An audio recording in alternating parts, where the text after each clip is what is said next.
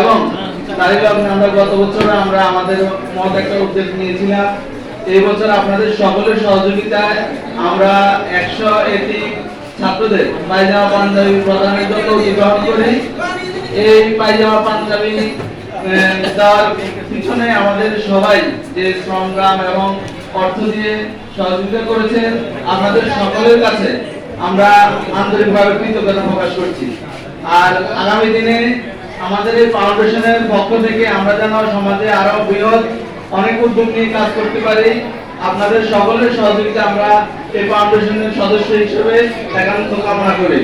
এবং আমাদের এই ফাউন্ডেশনের প্রধান উপদেষ্টা জনাব কাজল আহমদ কাজল ভাইয়ের কাছ থেকে আমরা সবসময় এই ফাউন্ডেশনের জন্য সহযোগিতা এবং বুদ্ধি বিবেচনা চাই। এই জন্য আমরা কাজল ভাইয়ের কাছে বিনীত অনুরোধ জানাই। উনি আমাদের সর্বক্ষেত্রে ইনশাআল্লাহ আমাদের সাথে ফাউন্ডেশনের সাথে একতা থাকবেন, এই আশা কামনা করি।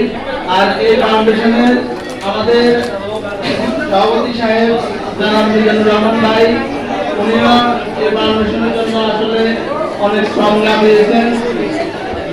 আর আজকের এই ফাউন্ডেশনের প্রোগ্রামটা ইফতার মাহফিলে আপনারা সবাই সদস্যভাবে ইফতার করবেন।